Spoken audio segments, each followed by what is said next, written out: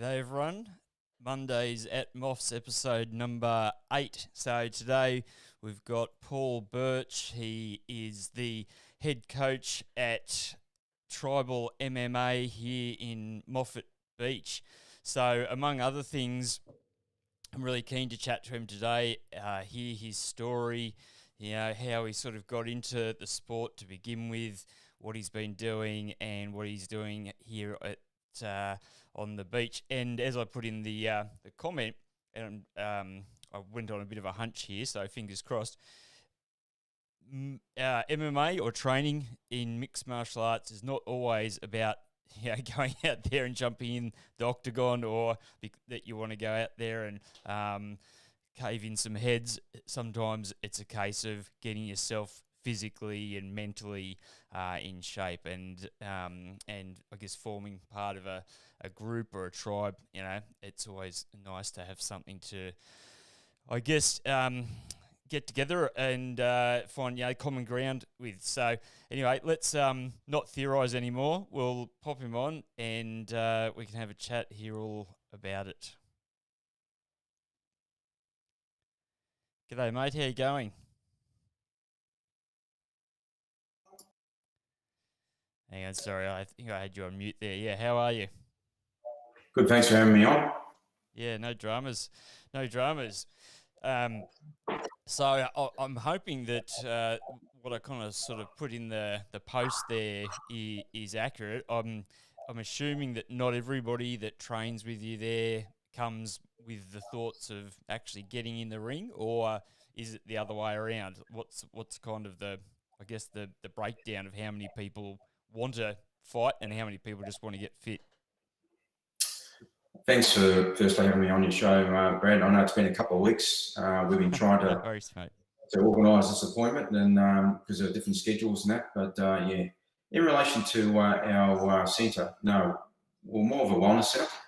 The mixed martial arts component is only the bonus if they want to fight in the cage. No one's ever forced to enter the cage. I think the biggest challenge is, especially a mixed martial arts centre, people are quite intimidated about those type of environments, especially they feel that coming to those type of places, you have to be a fighter to start with, but that's not the case at all. It's more about that person wants to get off the couch, do some exercise, do something positive, and come in and enjoy and train with other people. The fighting component is only an extra adage we have that's available at our setup, and people that enter in competition, whether it be through Brazilian Jiu-Jitsu, which is grappling on the mat, is our first entry level that we get people to compete on. And if they show an interest, then we go to the next level. We teach them about striking, conditioning. Being a mixed martial arts, it's an overall product, and it's more of a lifestyle than a hobby. And it's about making sure that people are doing something they enjoy, and if they happen to want to compete in the cage, well, then we allow them to do it. But we're not a fight gym. I'll just make that very clear. We're a wellness, and it's about getting people in a better headspace and doing exercise, and our exercise happens to be teaching mixed martial arts. Yeah, right.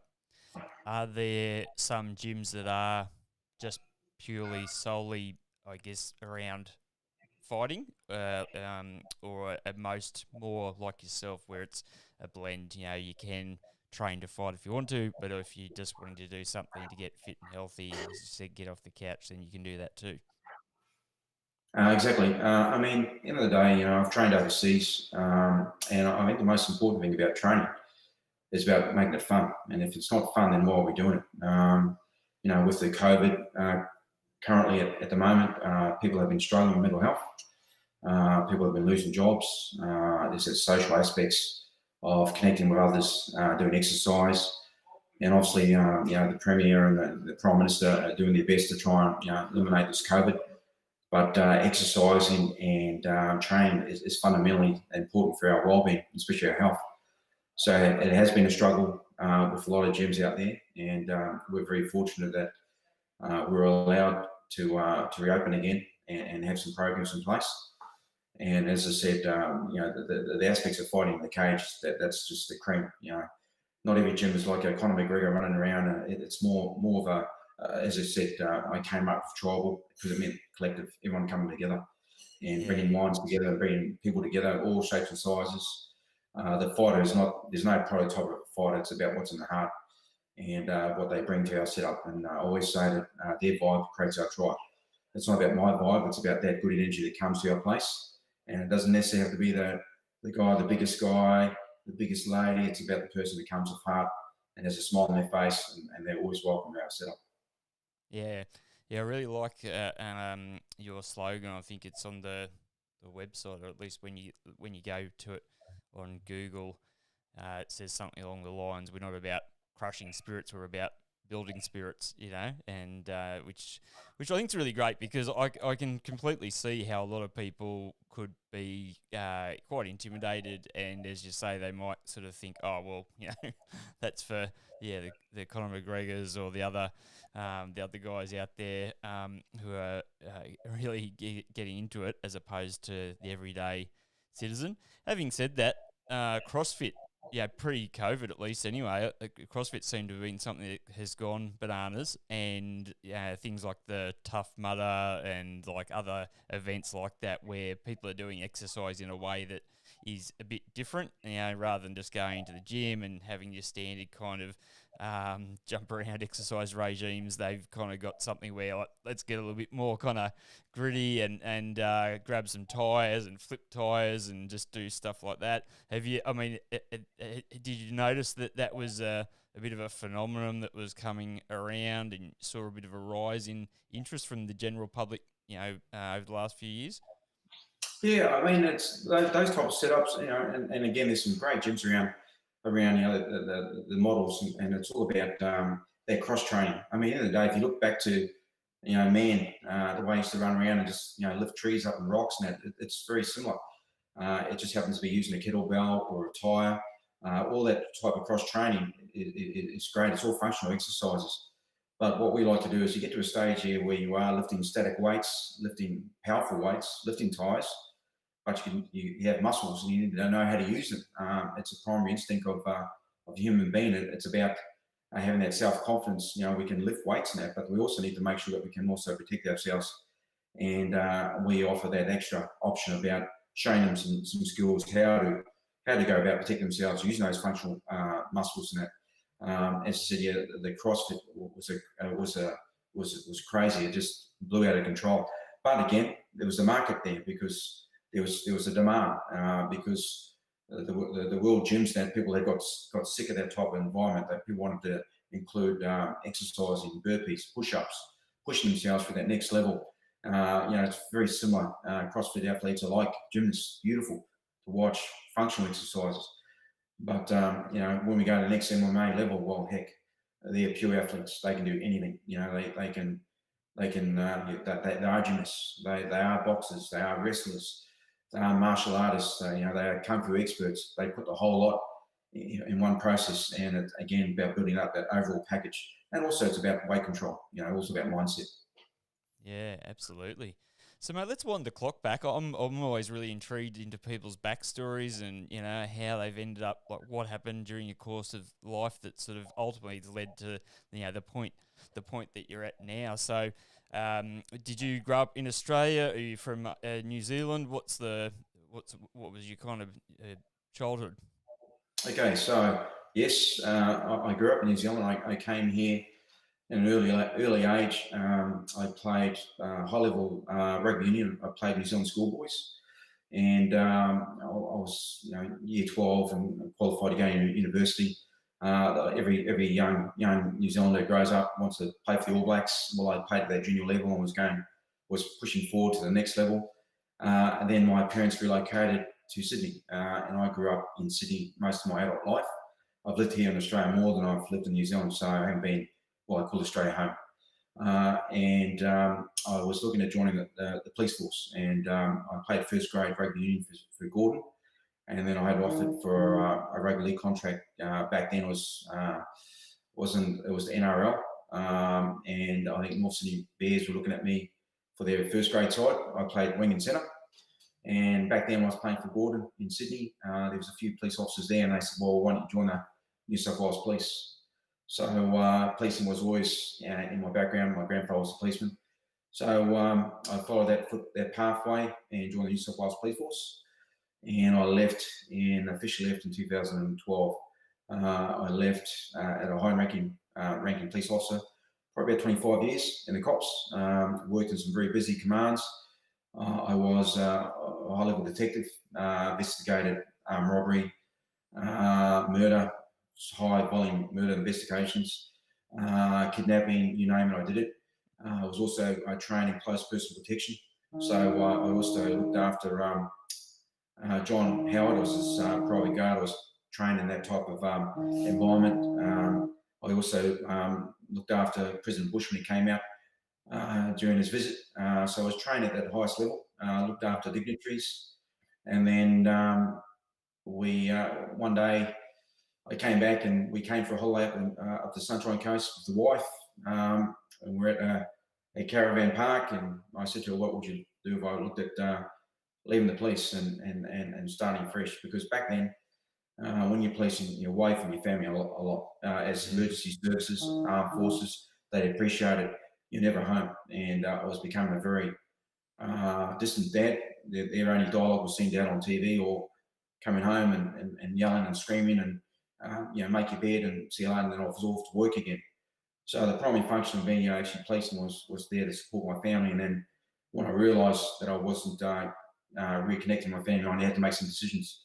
So then that's when I decided that I would leave the police force, which again What was sort my of year career. was that, Paul?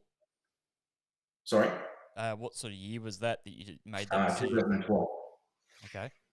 Okay, so and then we had relocated to the Sunshine Coast because back then I was making that change because if I didn't leave New South Wales, I'd still be there policing now. I mean, policing was in my blood.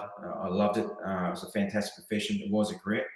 But also at the same time, the higher you go up, the more distance you create with your own family. So what's been able to having that dialogue with my wife and the kids, I realised then I had to make that transition and say, okay, well, what's the primary function? My family or policing. So I made that decision to walk away from the police, and I left with another friend who was in the same boat, very senior officer and his family, and we relocated to the Sunshine Coast. I knew nothing about the Sunshine Coast other than watching on the Noosa ads, seeing the Nutrigrain ads and seeing the Iron Man. Because back then we grew up and we were living around the Shire near Cronulla, so we're based around the beach around there. So it's pretty cool around there, and I hope to do the big sell and tell the kids and the wife that we're going to move up here away from all their family in Sydney. And we've been here ever since, and it's been the best move we've ever done. So the wife is the one that convinced me to get into mixed martial arts because I was always grew up doing it. I was always in the fitness, and she knew I had the knack of being able to teach others, whether it be through policing or exercise and that sporting background. And then it was a no-brainer in relation to transitioning across and coming up with Tribal, the concept, and working with that program with my son. Yeah. So tell me, did you get into the mixed martial arts through your training with the police initially? No, I actually grew up doing judo. I grew up at an early age doing judo when I was very young. So mixed martial arts was something that was always on that edge. I mean, if you gave me an opportunity to play for the Wallabies or play for the All Blacks or play for the Kangaroos or enter the cage in UFC, it'd always be the UFC. There's something about having that opportunity to go in there and compete on your own. You don't have 14 guys or 12 other guys to rely on. It's just you against another person who's training to compete against you like a modern gladiator. There's something about that adrenaline that I love about it. I love that physicality, but I also love the mental aspects because in policing, you needed that a lot in terms of when you went out there performing your job and also being able to manage other people. Yeah, I imagine that there's probably a component in doing something as extreme as MMA where you have to keep your anger or keep your rage in check. Like you'd have to, I suppose, stop that maybe instinctual sort of side kicking in where you're just going to go crazy and burn up all of your energy in one go, and I guess consider how it's going to pan out over the course of however many rounds that you typically that you would typically do. So you've done some competitive MMA yourself? Yeah, so I actually I trained in Thailand. I was ready to fight pro Muay Thai over there, but unfortunately, a couple of my bouts fell through. And how I actually fell on it, I was ready to fight on Fox, and there was a promotion that I saw there, and I put my hand up to fight a couple of years ago and went down for the weigh-ins, and twice both my opponents pulled out at the weigh-ins, standing opposite my opponents. They actually pulled out of the weigh-ins and want to fight me. So I thought to myself, well, what are you going to do? I mean, these guys call themselves martial artists, they're fighters. You drive down there to fight these guys, and no one wants to compete. It was back then my son was in my corner, only a young age, and we made a promise that if my fighting career didn't shoot up, then it was then going to focus on his career. And after that, he hit me up, goes, right, Dad, how about my turn? And then off we went. So I did the transition from him helping me in the corner to transition the other way to start coaching. And we started our little setup in our garage in our place when we were living at Aruna at the time. And now we've come to where we are now at Moffat Beach, and just started from humble beginnings. Still the same process. We still like to keep that personal aspects about the way we train, because I keep saying to our people that our most valuable commodity is our people. Without our people, we're nothing. It's got nothing to do about the dollar sign, about money, because at the end of the day, back then I was on big money as a policeman. Yeah, so I'm not here for the money. It's about here just being able to find my purpose back in life, and that's what I felt through policing was my career, helping the community. And now that I find my purpose is now back through exercise and helping others get back on their feet. Yeah, nice. Wow.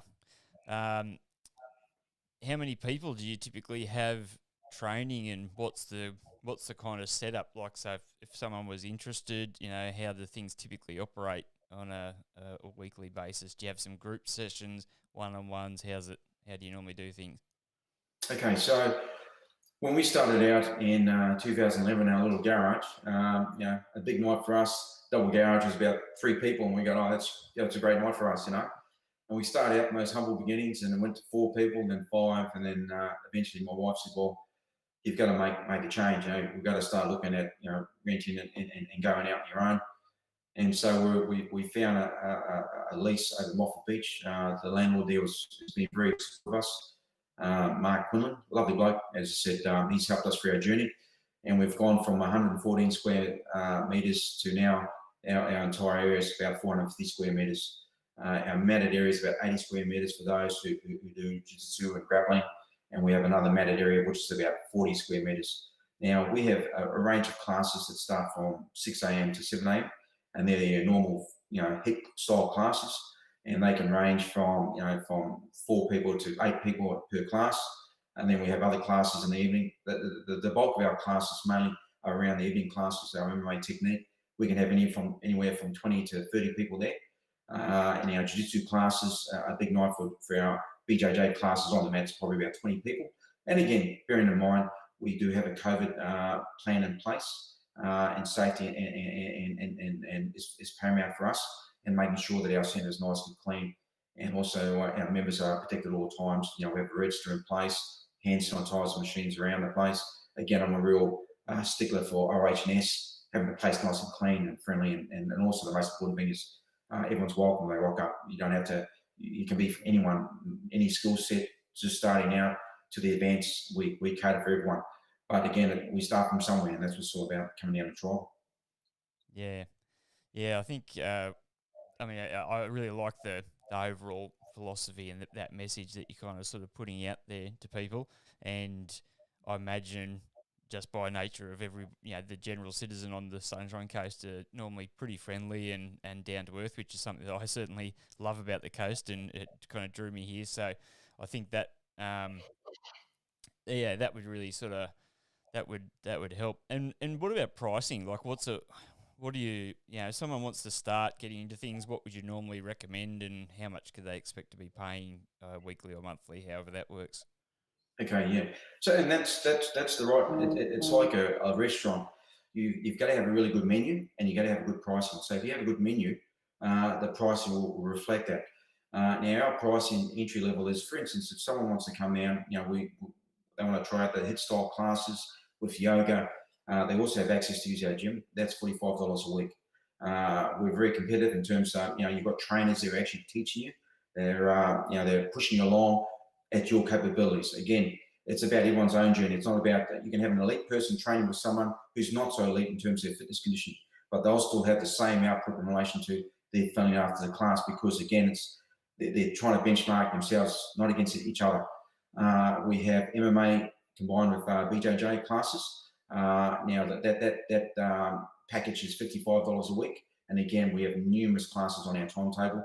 They can come to as many classes as they want, and as well as they have access to use our gym.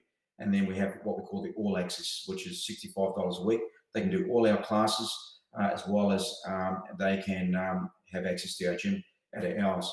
We also have junior classes that we also develop, because again, that's where our succession plan is in our juniors, developing our juniors up to go to the next level. But again, same time, juniors can come and compete, or they want to just come and get fit and do some exercise.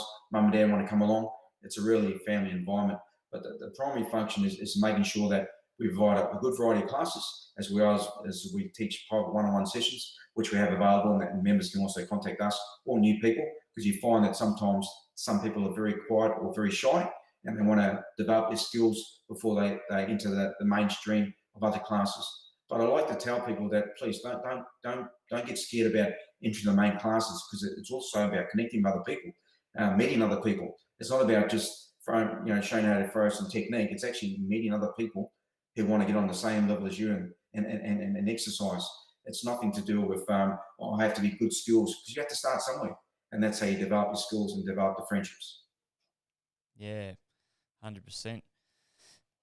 It's something I'm I'm intrigued. I think when things start flowing a bit, I mean, I got hit with COVID, so everything's a little bit on the tighter sort of scale of things. But I think when things loosen up a bit, I would definitely probably be interested in sauntering over and having a look. Because for me, I had a phase when I was young where I really was into the gym, but I mean, at that stage, let's be honest, I was single, and I was just trying to look good for to improve my chances with the ladies. And then like I kind of left, and then I had a couple of phases where I kind of got quite out of shape, and then went gangbusters, entered like the Men's Health Fitness Challenge back in 2002, and because I said to my wife, because I was thinking, how do the stars do it? Like, the famous people, like all of a sudden, like a Hugh Jackman or something, or they just like get shredded and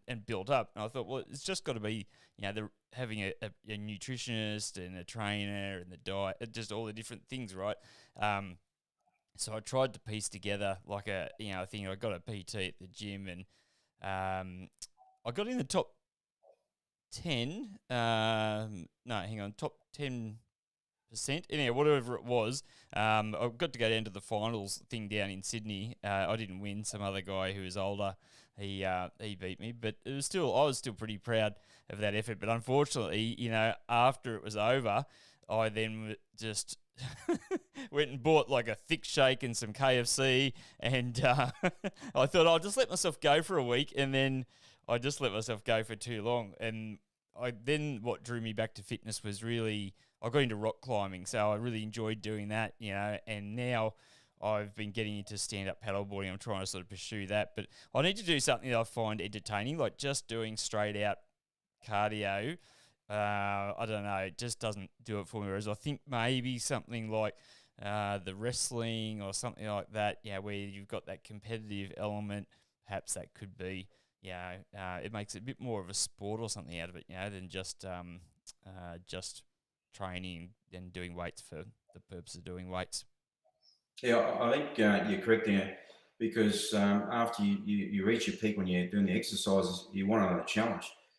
But with the wrestling and the grappling, it's been here since the beginning of time. Animals grapple. We don't realise that wrestling is one of the first sports of the Olympic Games. Just very simple functional exercises.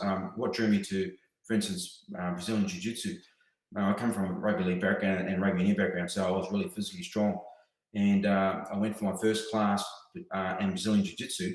down in Cronulla, and I was 95 kilos, and I was rolling. When I say rolling, competing against a guy who was 60 kilos, and he was tapping me out every 2 seconds, and I thought, what the heck's this? And it went to show to me that it's all about technique, not about power. So if you can get that right balance with technique and power, game over. And that's what drew me to jiu-jitsu, Brazilian jiu-jitsu and grappling. Really good fundamental exercises for young people to develop their skills, good for their confidence. Everyone loves to be the good striker, the Floyd Mayweathers of the world, the Muhammad Ali's. We teach all that sort of stuff, but it's all about movement. And the most important thing is, as you can appreciate, and I'm very passionate. I have a class I teach at the setup, is our Rock and Water program. Again, it's about anti-bullying. Again, my dealing in policing, I deal with a lot of victims of crime, domestic violence. Again, bullying at the highest level. And my purpose and passion in life is to try and help others who have been doing it tough. Not everyone will see that my philosophy and the way I do things, but I tend to find that we're here to give a hand up, not a hand out. So we're here to help others get back up on that right frame of mind. And we build on in terms of their confidence, in terms of non-verbal communication skills, their communication skills. I train young people who are on the spectrum, who have Tourette's, have high anxiety, who are stressed, come from broken families, have communication skills very poor, and they come to our setup and they love it because it's a safe zone. And we encourage people to come down, and adults as well. We have lovely members at our setup when people are doing it strong, tough, especially during the COVID period. We have particular members bringing in packs, food packs, health packs to give to other members to say, okay, we can share this around. And again, this is the type of people we have at our setup, like every other place. There's some great centres around the coast. I just love promoting our people because, again, I'm a stickler for promoting our people. It's not about me. It's about these people that make our centre grow and make it a great place to come and train, because I have a saying, follow the light, all roads eventually lead to tribal. Yeah, nice. It certainly sounds like a good environment. So tell me, with my understanding of jiu-jitsu is that there's no striking, so it's all grappling. Is that right? Okay, so jiu-jitsu is a martial arts. People that they watch online and they see people competing from points and that. Make no bones about it. The roots of Brazilian jiu-jitsu is a martial art. It's a ground component. So again, they subdue an opponent, especially a guy who's a striker or a lady who's a striker. Well, if you have someone who's a grappler, they're going to take them down and try and subdue them and pressure them until they're able to look for a submission or fatigue them out. And that's where you have really good technique. The beauty about jiu-jitsu, it's a lot of using your hips. A lot of mindset. And that's why I say a black belt in jiu-jitsu is a white belt that never gave up. It's a life journey, and you find that there's such a strong community. I mean, the Gracie families have been the catalyst for bringing it where it is around the world. But the roots of martial arts have been around for thousands of years. Whether it's kung fu or whether it's for judo. In the Asian cultures, like Thailand, for instance, when I was training Muay Thai over there, went out for a number of trips over there. The Thai people, they are phenomenal athletes, small in stature, but huge in strength and power. And again, it's because our naivety, living over here, we think, oh, heck, we're big in stature now, but you don't realize there's a whole world out there that teach martial arts, whether through India, through Russia. It's been born and bred in their blood. People are now starting to understand that Khabib that he was born like that. It's not got nothing to do with he just trains if you don't know. It's inherited in his blood. He lives up in the mountains.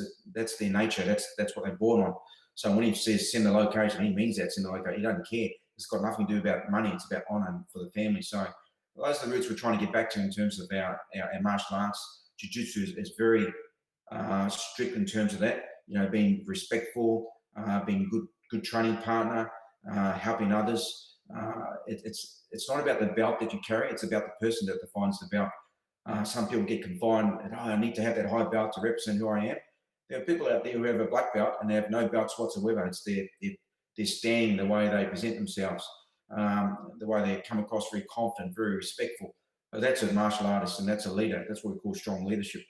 I always find a lot of clubs that I find that aren't too good in terms of the way their setup and I look at the leadership of that setup, and generally you'll find that the way that they're run by their leader is a reflection of how their members act and behave. We're real sticklers the way we behave. Our members, both out of ours and also in our setup. Again, that comes from my policing days. It's a reflection of our community. If they represent our tribal group, there's high expectations how they should represent themselves both in and out of the cage and around the street as well. If they were in a tribal type, we expect high expectations. And I'm included. I'm in the same bracket. I live by the same rules. So if I act bad, well, I'm out of there. You know what I mean? So we have a self-governing policing rules. We have rules and regulations of how our members should behave, whether junior or young. And our young fighters are really good role models for young people, and they set a really good standard. So that's just all about it. It's about standards and also happen to be learning martial arts at the same time. Mm. Yeah, that's great. Because, you know, the last thing you want is to have people with a high capacity for inflicting harm upon another person, you know, just getting around and using that, you know, irresponsibly and hurting people. I was actually first exposed to that kind of thing when I was a teenager, and a mate of mine was training in Kung Fu, and like it's a killing art form, and everything that you do is basically trained to survive via fatality, right? But at the same time, it's all about not getting in fights. So he was teaching me all about the stuff that his trainer was, you know, talking to him about in ways to try and handle conflicts and, you know, diffuse situations and things like that. So, yeah, very interesting. I mean, he was a big guy. He's probably about 100 kilograms. So I used to think it was pretty handy to have him floating around with me when we'd go out to we'd go to the RSL club, because I thought, you know, if everything turns pear shaped here, at least Matty's going to be nearby. That would be, mind you, provided he didn't have too many drinks. He was an absolute nightmare to try and get out the door. If he had too much, it'd take about 3 of us to just try and walk him out. Sorry, Matt, if you're ever watching this.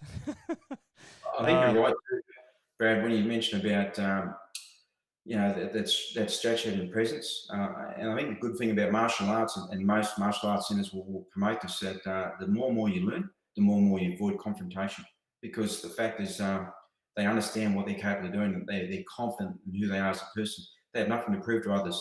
So you tend to find that they will gravitate away from violence because they know what they're capable of doing. And obviously, when it comes to that fight or flight, you know, when you have to defend yourself, well, that's obviously when you need to protect yourself. So it's not about going out there and grabbing numbers and saying, okay, let's go out and have a couple of lemonades and off to Ocean Street and start, you know, beating up people and that. You're not going to last long in this environment. Not only that, you're going to get identified by the police, by the law. People will identify you and you're out of there.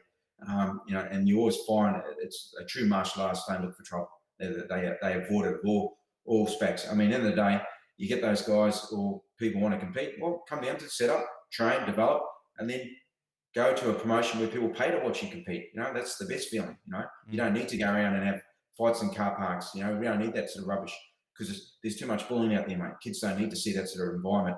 You know, again, it's about the gaming we have here, your console gaming, and that. You know, we promote a lot of the stuff, and that's fine. But we just need to make sure that we can speak to our kids and say, listen, this is not real world. We just need to understand it's fantasy land. They can play their games, but they can't start replicating that when they're out in the street. We need to make sure they remove themselves and get back on track, do the schoolwork, you know, interact with other people, get out there and actually go to the beach, start connecting with people on a positive mode as opposed to online, because as you said, it sets it up for those bullying stuff, their behaviour, social media. It can be twisted so quickly. So again, and we find that the martial arts is a good outlet for people to come and do some exercise and you know, just have a chat about how their day's been. So, you know, as I said, it's more of a wellness than you know, our people always connect afterwards, have a laugh, and express what they've been going during the week. You know, we have people from all walks of life, real estate agents, working the fireys, policing, you know, working construction. Again, that's just collectively what our tribe's all about. You know, people working for all walks of life, and everyone has some value to add to our setup. Nice. What's the youngest age that you start with? Well, you know, especially with the rock and water, we have been getting a really high level following because the good work we're doing down there, and that a reflection of a lot of the coaches that give me a hand down there. My son Connor is also a co-owner. He gives me a hand there. I've also had another coach there, Scotty Nicholson. Good shout out to Scotty. The requests I get from parents some days asking me what we do for $15 for 45 minutes. It's almost beyond like a miracle in terms of what they're struggling with their child at home and what they're confronting with. Are we able to incorporate that in our class? And we've put an age gap, and the youngest we've had is 5 years old, because again, it's about retention rate. So when we were teaching the kids, say for instance, some scenarios about anti-bullying, they need to understand the concepts and make sure that the class is still flowing. And we can have a 5-year-old mixed up with a lot older student and still get the same engagement and get the same output. So there's that fine tuning. But I've had students that come from Bobby on to come and do our class. And one particular student, his communication skills wasn't very verbal whatsoever. He could only sort of only say a few words because he had a strong disability. And he was loving the classes, but obviously COVID and distance reduced him coming up. But 5 is the age that is probably the lowest will go. But that depends on their maturity and their ability to engage in the class and their retention rate for the 45 minutes. Yeah. I think my little guy's 4. He definitely wouldn't have the attention span or the maturity yet. But I think when he does get a bit older, it's I copped it a bit when I was in school. My dad was a primary school principal. I don't think that helped my cause really, because kids would get in trouble, and then it actually, funnily enough, it taught me a few things, and in a roundabout way, it actually caused me to have respect for police from a very young age, because what would happen at school is some kid would get in trouble for doing something wrong, and then they come running out, see me, and your dad, bloody, and I'd just wander away thinking, well, you got in trouble because you were doing something wrong. Like, it's like, it's not like my dad's some sort of like bad guy out to get you.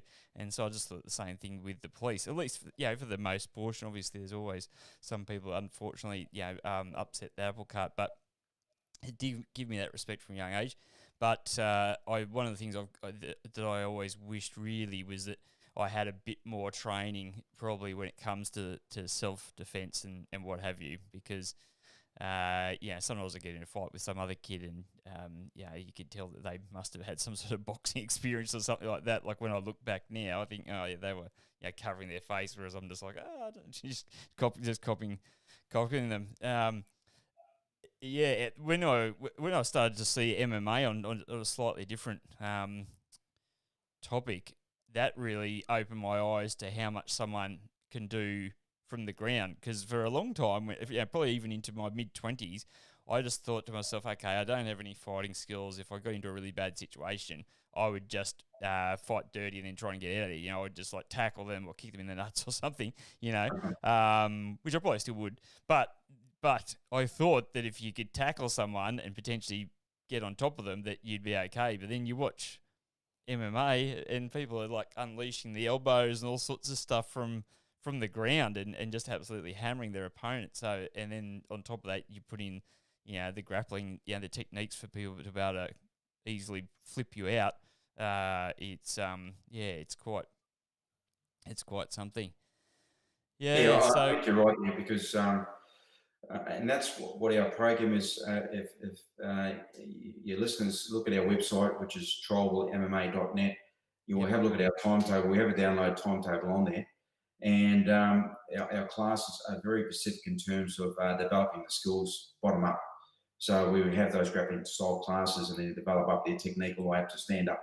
So that means that they become proficient in all the style of classes. And there may be a student who just wants to work on their stand up, and that's fine. Or you might have a student that wants to work on their ground game and they want to learn the striking component. We will teach them all those type of fundamentals. But the fact is, all fights start standing, and they could finish standing, or they can end up finishing on the bottom.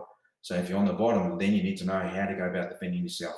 And as I said, the advancements in the training over the years, especially with the MMA scene, has exploded. So many more new techniques are coming. There's an art just to work against the wall, against the cage, just elbows. I mean, these are type of things that have evolved over time, and people are getting more advanced in their training techniques and that. But it all comes down to there's still the primary functions up here, that self-belief and having a good environment to go and train and exercise. If you have good mentoring, good leadership, reinforcing, inspiring people to train, as opposed to screaming and yelling at people, you will get the better person out of there. I only learned that when I was policing. There were a lot of difficult situations in my years of policing, especially some sensitive operations, high risk energy matters, doing search warrants with firearms, dealing with bad people on the other end with firearms and ready to unleash on the community and our policing. And it takes good leadership, good planning, good operation to speak to young officers to develop a good plan to go out there to get the person out of there nice and safe and put them before the courts. So everyone goes home safe. This is the same philosophy that I teach our setup. Train sensibly, train smart, and then whatever the outcome is, you'll get the result. And that's just all about. And then if you don't get the result, maybe the opponent might have been just a little bit better. But the fact is we keep training. That's competition. It's not the end of the world. I keep telling our people, I said, no matter whatever happens tomorrow, I'm still going to love you the same way. That's why we need to keep reminding our people, this is a lifestyle. It's not, okay, let's go and do 5 classes for the week. I feel really good. And then we don't see you again. It's about learning, keep communicating, keep training. I was like yourself back in the day, mate. Yes, I avoided a lot of fights. It was more good luck than good management, the way I was built and the way I looked. But yes, it was more good luck than good management. So now it's more good management. Now I train and exercise and now pass on that same knowledge to others, as well as we learn from other people too to come to our setup.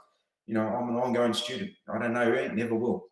Once you start saying that you know everything, then you've outused yourself. Time to move on. I'm an ongoing student. I always learn, and I always learn from others. And as I said, just someone coming into our setup with a smile makes me smile. And then, heck, I've learned from that today, and that makes my day. So we all learn from everyone. You know what I mean? Yeah, absolutely. So I assume that there's some kind of grading system, like when like let's say you started training, doing some of the groundwork and what have you, so it's more to do with the grappling and self-defense, but then you decide you want to compete. How does that sort of work? How do you figure out, like, are there different, I imagine there are different tiers, or is it just purely weight-based, like the same way that boxing is? Okay, so we use Brazilian Jiu-Jitsu, for example. There is a grading system in place. Adults and juniors. They've obviously time on the mat, we call it, training, exercise, doing regular classes. What they'll have is the instructor, who's the lead black belt, normally addressed as a professor, and he will grade them when he feels they're ready. And then they will get a grade. Especially the adults will start on a white belt, and then they get their tips, and then so many tips they go to the next level, which is the blue belt. And make no bones about it, especially jiu-jitsu. Blue belt is equivalent to a black belt in every other style. Takes a long time to achieve just a blue belt. As I said, jiu-jitsu is a lifestyle. It's a lot of training and continuing training. People get injured and they come back again. Once they get injured, may twisted their arm or a neck injury, and they'll come back with training. It's an ongoing process. You keep training all the time. In relation to MMA, there are setups out there that give out t-shirts and singlets and for a certain level. And no, our philosophy is we follow the same process. Like they've done thousands of years. This is not Paul Birch MMA.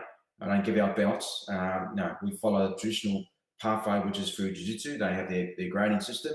If they do if they do our MMA technique and skills and that, they then get qualified to get into to come along to get invited to our fight team, and then they go into the selection pool, and then they're available then to be offered to other promotions to compete. And we enter them C-class rules, which will be with MMA gloves and shin guards, still are capable of getting knocked out or injured or tapped out. And then the next level, it's without shin guards, which is called B-class rules. And then the level above that, which is all the pro rules, which is basically no shin guards, MMA gloves, and you can use elbows and other forms of submission techniques that you can't do in B-class or C-class. But our grading really is only for BJJ. not for MMA. It's only about if they qualify, then they can compete and go into promotions and fight in the cage. Mm. How many people do you have there at the moment that are fighting, on a regular basis? Okay, so I like to say that we're a professional setup runner on an amateur budget. So because of my policing and football experience, I'm a real stickler for the little fine detail and surround yourself with good coaches. So we started out, it was just myself and my son as a fight group. And then over the years, we've been operating since 2016. And I roughly worked out we're probably up to about 24 fighters now in our setup. And that's consistently our guys competing on shows. To have, for example, our young men fought at Warwick a couple of weeks ago. We had 2 guys competing on that show. Prior to that show, we had 3 guys competing on that show. 3 different guys, 2 different guys. Our next show is going to be on the 5th of December, which is Coastal Combat, one of the local promotion ups there. Again, give them a shout out. Joel's the head coach at Combat Lab. He's been up here for a long time, trying to promote MMA throughout the region, doing a great job. We have potentially 4 fighters on that card. And then the last card will be December XFC. We'll have 3 more fighters. So again, it's about having sure that we are able to share our workload across other promotions, as well as we don't have the luxury of having tons of trainers. It's just us. So we need to make sure that our guys are competing, but we're also getting back to run our classes to get back and reconnect with our members. So it is a game of managing it correctly, but also making sure that each one of those fighters may compete. They have our attention unconditionally. They get the support from our setup. Members are streaming the fights live, or they're actually coming down to watch them compete. And then you may get the odd member come, listen, Paul, I really enjoy that type of environment. What do I need to get there? And we'll provide that pathway. Or we might say, some might say, I've had a few that have asked me recently. And sometimes I'll say, maybe it's not the pathway for you. We want you to compete first through BJJ, see how you go into those local tournaments. Make no bones about it. Competing in BJJ in gear, no gear is very hard, very difficult, but it gives them that competition sense to see how they can compete on a regular basis. And if they come through that, then they're able to go to the next level. Or we might get someone who comes from a boxing background or kickboxing background and have competed at that level, or Muay Thai. Then we know that skill set is good at standing. They want to work on their ground stuff. So then they'll also get invited to our fight group. So they may come with various previous experience prior, and we mold it together to work and become a mixed martial artist. A grappler, not wanting to be a striker, and not a striker learning to be a grappler. We want to teach them to become a complete martial artist and keep learning their skills. Mm. Yeah, awesome. I haven't been to an MMA event, but we used to go to quite a few of the Muay Thai events down in Brisbane. My wife and I lived in Brisbane for close to 20 years before coming up here. We've been up here a couple of years now, so still pretty new. But yeah, I really enjoyed it. It was pretty. It was pretty high intensity. When I went to the first one, I was like, oh my goodness, this is no joke here. You see someone cop 4 or 5 knees to the head, and I'm thinking, oh man, I think probably about 1 knee to the head, and that would be enough for me. But yeah, I like the competitive element because I could see, a bit like I was saying with the climbing. Like with climbing, I had a motivation to do the extra training and the exercise because I wanted to get better at climbing, because I wanted to climb a higher grade, and so then I would do the stuff that I maybe normally wouldn't have a motivation to do, like go run or get on the treadmill or, the CrossFit thing or whatever, and eat better and all those things, because I liked getting better at climbing. So I could see the competitive side would be a good driver from that sort of regard. I suppose you've just got to trade that off with how much element or how much risk of injury. So out of all of the things that you train, what's the one that plays the lowest risk of injury, would you say? I mean, our setup is geared towards low risk, regardless whether it's mixed martial arts. As you said, you mentioned about the Muay Thai, watching that event, guys throwing elbows. Yeah, that is brutal. But you got to remember, those guys have been training for years and they've built themselves up to go to that level. No one comes into you. I sit up and go, great. When I have people come up to me and say, oh, Paul, I want to fight and knock people out, I say, well, maybe we're not the setup for you. Maybe try somewhere else. You have to develop confidence first. You know, for example, when we do our sparring, members will come and they're expected to do the different classes. When they spar, then they may be just allowed to touch their body. So meaning they're only allowed to hit their body, but we also give them experience what it's like for 3 minutes. And then they might go, they do the next small classes, then they're allowed their shin guards, then they're allowed to throw a body shot, and it's only 40%, and maybe allowed to do a low leg kick, still 40%. Nothing's ever 100%. And then after they develop that, then they go to the next level. Then they might be doing headshots, body shots, and leg kicks. Everything's all 40%, no knees, no elbows. Again, everything's all primary focus about confidence building, confidence developing. Same as jiu-jitsu. You know, you'll have the entry levels, white belt level. So they'll start grappling nice, relax. And then they'll start grappling more the advanced guys, getting tapped out every 10 seconds, tapping out every 30 seconds. Got to learn to tap, practice, you know, trying to defend the chokes. It's all about confidence. We're going to get better and better and better. And then you see these guys competing. No one's ever fighting and going, okay, we don't get people and say, okay, I don't care who they are, whether they're being a pro fighter. They come and spar with us on a Tuesday night. They'll be doing body shots only. We don't care who they are because we want to firstly see what their temperament's like, how they compete, how they train. This is not fight or flight. It's about coming in and training some friends who are helping them get to their journey. It's not about, okay, let's just go out and take it out on some guys and punch their belly in that. No, it's about building their confidence up. And then once they've developed, when they're competing, our guys are ready to go because they've developed those skills. You know, they had to start from somewhere. No one comes in and go, okay, I just want to get hit in the face.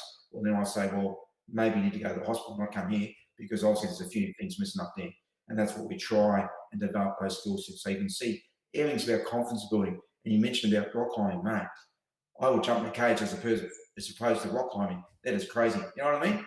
It's about that confidence to do something. And you're doing things that are crazy, mate. People look at it and go, whoa, to me, but it all comes down to mindset, having that mindset. Because you know, if you don't have that strap on or you can climb without the strap, you know, using your forearms, using your body, there's no 12 other guys that hold on to you. It's just you and the elements, you know what I mean? And that's the same element that we're channeling, but using it for mixed martial arts. It's pretty much the same. Yeah, it makes a lot of sense when you talk about, I guess, the incremental sort of side of things because, you know, like with rock climbing, it's not like you, I guess, well, most people probably don't have the confidence to go and climb really big mountains and stuff like that straight off the bat. But as you get better, you know, you become more comfortable. You kind of know, you know, what's within your safety zone, or even, you know, driving. You know, if you're into driving cars, and you kind of know, well, you could get around these bends at X, Y, Z speed, and then so you know what's comfortable, like, well, within that.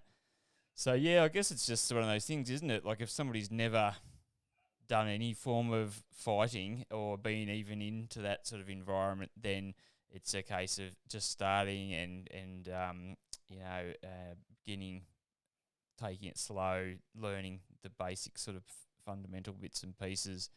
And it sounds like you guys have got a really nice, friendly, welcoming setup there, which, you know, that drops a lot of the barriers straight off the bat. Now, I think, as I said to you when I explained this show, you know, the goal really was to try and help shine a bit of a light onto businesses. Most people watch on the replay. I was kind of hoping more people would catch it live. I might need to mix up the time slots because I guess the middle of the day is tricky with people working. But then it's kind of tricky for me at night time because of kids and that sort of thing as well. But nonetheless, it's been really great. You know, I really enjoyed chatting to you. Thanks for telling us all about what you do, and I guess hopefully there's some people who do watch this on the replay and they might think, you know what, I'm going to go and check it out, wander down and say good day, and start a bit of a journey.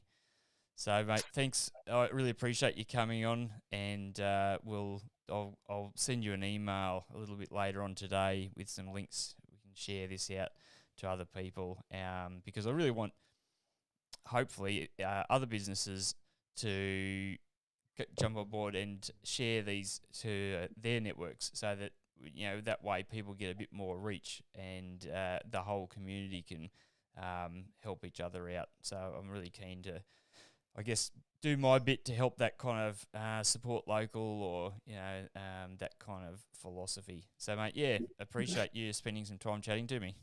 And thanks again, Brad, for the opportunity. I mean, people like yourself, are doing this for love. And again, we need people like yourself around the area again, and promoting businesses. Again, you're doing it out of your own time. I do appreciate it. And it's nice that we can connect with like-minded people and spread the message around that, generate more people coming to the Sunshine Coast. And there's some great places around here, great businesses, local businesses with their friendly face. And as I said, once again, thank you very much for the opportunity, because now we've connected, we know each other. Look forward to catching up and having a beer with each other. So good fun. Thank you very much again. Yeah, 100%. Sounds good. Cheers, mate. Have a good day. Thank you. Thanks, mate. We'll get away from that view. That's no good. Split straight down the middle. Yeah, so very good. No, I really enjoyed having the chat to Paul. We've been sort of going around each other a little bit, just sometimes trying to get the timing all lined up. But yeah, really,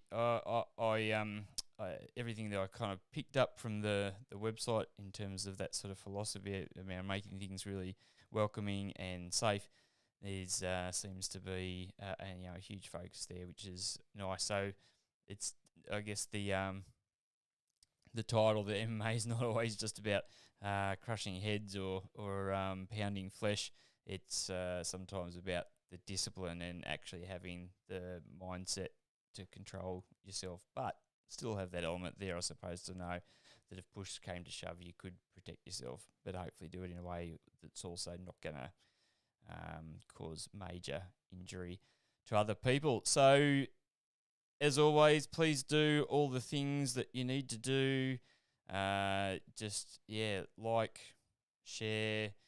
There should be some links there for you to have a look at. Subscribe, hit the notification bell, because particularly on YouTube, it's such a small channel that it's going to take time for people to gather enough views and other bits and pieces to make it rank. So if you like the show, give us some feedback, share it with other people, and let's help each other grow in the local community.